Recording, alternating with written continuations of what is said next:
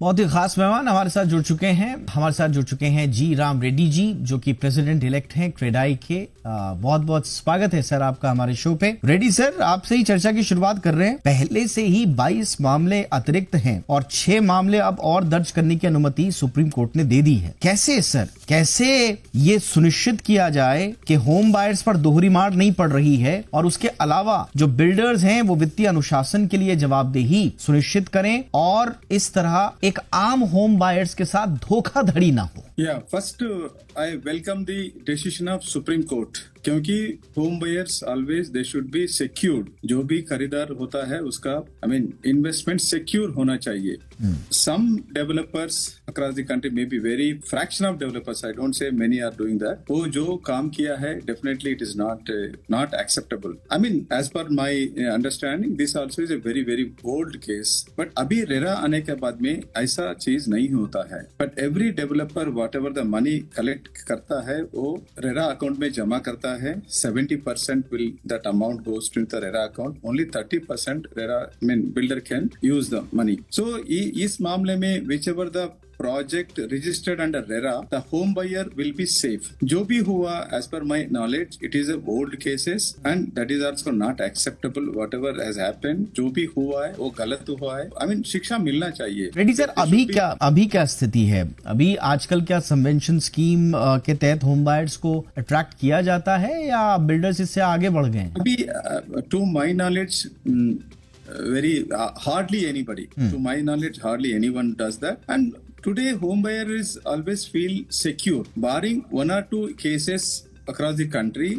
Otherwise today home buyer who is purchasing from the registered developers, RERA registered developers, अभी भी जो धोखा हो रहा है इधर भी some of the places, even Hyderabad में कुछ हुआ है जो प्री लॉन्च स्कीम में खरीद के where the RERA registration न हुआ and the builder and even purchaser so greed से वो बहुत कम दाम में मिलता बोल के खरीद के थोड़ा people are facing problems. Otherwise real developers, जो भी reputed developers, no one is doing this. Reddy sir, मुझे ये बताइए कि बैंक की भूमिका क्या होती है? और कई बार तो बिल्डर्स बाकायदा बैंक्स के बड़े बड़े होर्डिंग्स लगाकर एक तरह से अगर वहां पर किसी बैंक का लोन अप्रूव्ड हो सकता है तो डेवलपर्स ऐसे दिखाते हैं कि साहब हमारा प्रोजेक्ट फलाना बैंक द्वारा अप्रूव्ड है, जबकि वहां पर लोन अप्रूव्ड है, वो प्रोजेक्ट अप्रूव्ड नहीं होता। बट इस तरह का, तो इसमें क्या बैंक की भूमिका क्या होती है? क्या बैंक जाकर खुद चेक करते हैं, डेवलपर से बात करते हैं, क्या ड्यू डिलिजेंस देते हैं या नहीं देते? बैंक की भूमिका क्या होती है सर? जब भी हम प्रोजेक्ट लॉन्च करता है after getting all the permissions including RERA आने के बाद में वी अप्रोच द बैंक और even banks also approach the developers. वो project specific this project is approved after going through the all the due diligences, जो भी है in detail जाके डेवलप वो प्रॉपर्टी लीगली परफेक्ट है बोल के with 2-3 even banks also today they are not trusting one advocate, they are giving to multiple advocates also. I'm talking about the reputed banks and they get the due diligence करके this project legally is entitled to give a either with the project loan or home loan. Then we developers always talk about this, our project is approved by these banks, so many banks have been approved our project to take a loan बोल के then the purchaser approaches whichever the bank is, उनको जो सुविधा है somebody already उनका account जो bank में रहता है that bank they will approach. After the taking the credibility of the purchaser, credibility उनका eligibility पूरा देख के वो हिसाब से उनको लोन सैंक्शन करता है. Then progressively all the developers हम क्या करते वो अग्रीमेंट में लिखता है। अभी पहले some we take some token advance, then 10% में अग्रीमेंट करते, बाद में प्रोग्रेसिव पेमेंट्स का हिसाब से अपन भी ऑलरेडी अग्रीमेंट में पूरा लिखता है। दिस अ ट्राइपार्टिएट एग्रीमेंट, तो bank, purchaser and developer. So agreement में all the clauses will be written. So project कब हैंड ओवर होगा, अगर नहीं हैंड ओवर हो तो क्या देने का है, लोन डिस्बर्समेंट का भी फेजेस रहता है। फाउंडेशन के इतना, स्लैब होने के बाद इतना, सो मेनी स्लैब्स होने के बाद इतना, देन फिनिशिंग होने के बाद according to that we developer will raise an invoice to the banker will release the payment to developer. ये बड़ी इंपॉर्टेंट चीज है और ये आज भी होता है। रेड्डी सर, इस पर आप डेवलपर्स क्या कर रहे हैं, क्योंकि आज भी forged documents, fake title deeds, impersonation frauds जिसका भी आशुतोष जी ने जिक्र किया, multiple sales, duplicate allotments, property flipping scam, हम देखते हैं कि हो रहा है। छोटा है, बड़ा है, बड़े बिल्डर ने किया, छोटे बिल्डर ने किया, डजंट मैटर, बट ये हो रहा है, ये इकोसिस्टम में अभी भी है। इससे कैसे पार पाएंगे sir? Deepak ji, these things हमेशा किधर तो भी समवेयर कुछ तो कुछ होता है। तो पनिशमेंट होना ना, it should be very strong. तो people are duping the customers, not only in developers, many other cases. अभी चिट फंड का देखिए, there are many other cases.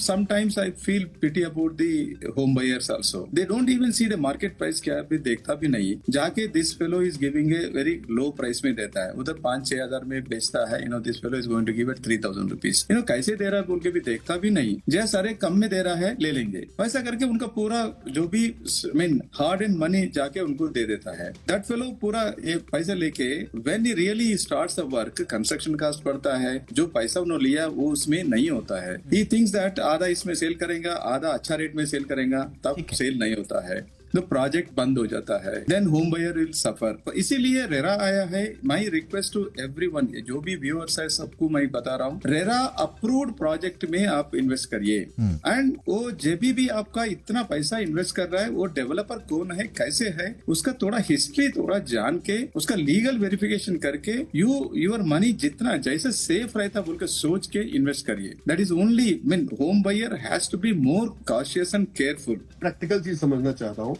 RERA के आने के बाद क्वालिटी में क्या इंप्रूवमेंट हुआ? जो एग्रीमेंट बनने लगा है, उस एग्रीमेंट में ये क्लॉज आ गया कि भाई अगर चेक बाउंस होगा तो 12% लगेगा, तो अगर बिल्डर लेट करेगा तो उसको भी 12% लगेगा। क्या वो प्रोविजन आ गया? क्या रेरा के आने के बाद जो एग्रीमेंट बन रहा है उसमें कहीं लिखा हुआ है कि जो कॉलम होगा उसका क्या स्ट्रक्चर होगा, उसमें सरिया कितनी होगी, उसमें सीमेंट बालू का रेशियो क्या होगा, उसकी जो स्ट्रेंथ होगी वो M25 होगी, M30 होगी, क्या वो लिखा जा रहा है? क्या रेरा के आने के बाद जो सीपेज हो रहा था, लीकेज हो रहा था, जो लिफ्ट फंस रही थी, वो लिफ्टें फंसना बंद हुई? क्या हमारा प्रैक्टिकल, हम तो एक सामान्य व्यक्ति के रूप समझना है, हम एकेडमिक डिबेट नहीं करना चाह रहे। यस, रेरा का कानून में है up to 10% of the total project cost can be penalised, और इवन जेल भी भेज सकता है। रेरा कानून में है। और I just wanted to make a clarification, जो भी अभी लीकेज बोल रहा है, वो लीकेज का भी है। रेरा में 5 years developer has to maintain है, वो भी है। And you are talking about M25, M20, उतना डिटेल में नहीं जा सकता जी। That is the reason what I am telling, home buyer also should be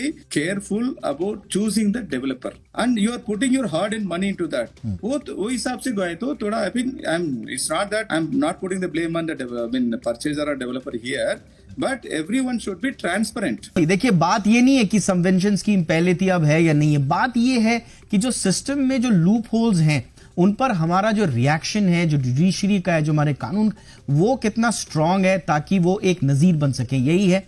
और इसीलिए आज हमने ये चर्चा की थी। बातचीत तो आपसे और करनी थी लेकिन समय इतना ही है। राम रेड्डी सर का हम विशेष रूप से धन्यवाद अदा करेंगे, बड़े अच्छे पद पर हैं और कड़वे सवाल लोगों का जवाब देने के लिए हमेशा तत्पर रहते हैं।